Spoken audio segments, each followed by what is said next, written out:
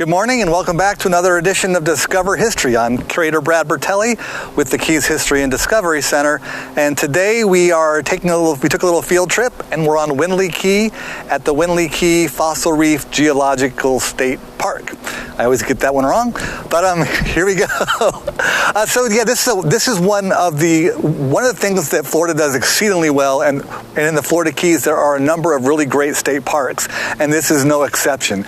And one of the things that makes it such a neat place to visit, because when we talk about the Florida Keys being on an ancient coral reef, that these islands were once a flourishing coral reef, this is an exceptional place to come and actually see that in the substrate. Over 100,000 years ago, this was all underwater, and this was, the butterfly fish and all the colorful reef fish were going around, and the corals were on the substrate.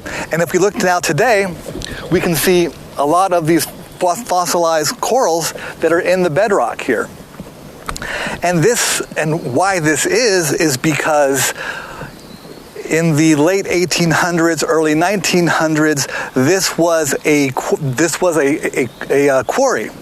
And there are several of these quarries in the Florida Keys. This is the only one that has become a state park. And what we have are the exposed walls from the quarrying that was done. There were 3 quarries operating around the turn of the century, a little after the turn of the century. Flagler was operating one of them, his men, and this was where a lot of the limestone was taken to help build the bridges and the right-of-way. There were also a couple other quarries operating. One of them was the Keystone Quarry Company.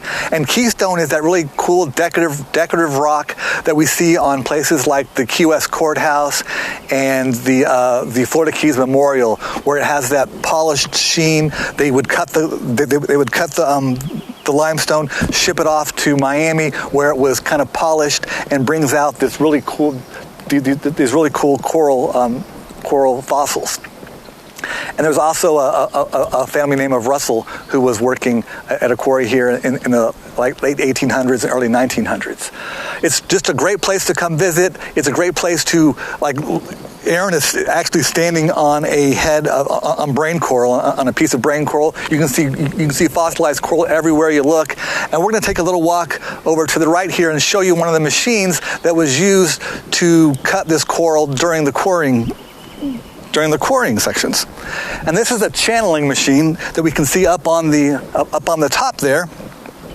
And what they would do is they would lay this track along the limestone, and this machine would travel down the track slowly, or stop, and it would cut down like 6 inches, and then after it would cut down, it would move until there was a whole line of cut, and then the blade would be repositioned and it would go down 6 inches farther, and it would just keep cutting until we come away with these nice big pieces of limestone, these nice limestone slabs.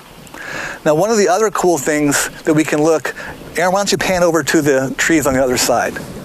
One of the great things that this quarry also demonstrates is how little topsoil there is in the Florida Keys. You can see how in most forests, when these trees are growing, their roots are going to dig down into the soil, but because of the limestone and the hard substrate, these subtropical hammocks, those root systems really can't dig down into the soil. They have to kind of spread out. And so you can see that there's just a couple inches of topsoil where these trees have grown up. So if you're in the Florida Keys and you want to get a great piece of history and kind of see, look back into history, look back into 100,000 years of Florida Keys history, this is a fantastic park to visit. It's open Thursday, Friday, Saturday, and Sunday. They do ranger-guided tours. The park is about 36 acres. There's great bird watching. We're being serenaded by a lovely mockingbird as we talk. It's a great place to walk through the mangrove and look at some of the native plants. You can see the fossilized corals. You can see some of the old machinery that was left over from the quarrying years. And it's just another great state park to come visit here in the Florida Keys. And we're happy that that we have a bit of shade to stand in and go out and talk about some local history. Now we have. Is there a question? So Brad, you mentioned before we started talking that there were other plans for this area before it became a state park. Can you talk a little bit about that and what some of the other quarry sites have become? Sure. Now, can they hear you? Aaron is asking a question about, we were talking before we started about what some of the plans for this property were. And this was, well, she was asking if the quarry ever floods. And there's a similar quarry across just on the other side of the highway where Theater of the Sea is. And that quarry was filled with water and is the main water feature where the dolphins, the interactive dolphin performances are. And there was a call, I think in the 70s, I'm not positive on the year, that they wanted to make this quarry a water feature and build some condos in the area.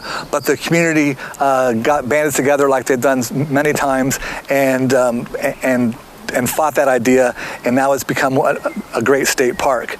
In fact, during the construction of the railroad, of Henry Flagler's Railroad, there was a small railroad town that was kind of in the parking lot of where Theater of the Sea is, and that was actually called the town site of Quarry.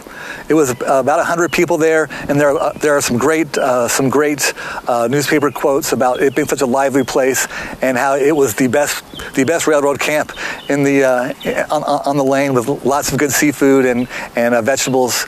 Because again, this was farming community back in the day. So this is really kind of a cool historic site. And actually, if you drive down the original Overseas Highway, State Road 4A, which is now called the Old Highway, it does travel along Windley Key, and it kind of curves around the parking lot of Theater of the Sea, and that is because it was curving around the old town site of Quarry, which is why it kind of has this interesting kind of turn in it here. We're like a mile marker 86-ish, I think. 85, 84, 85. All right, so if you're in the area, this is one of those must-see places that you have to go if you're into the history, if you're into geology, if you want to see some fossils and not have to work very hard to get to them. It's just another great state park to visit. So we are going to. We have a great presentation, not a presentation, but we have a Cocktails with the Curator on Wednesday from 6 to 7.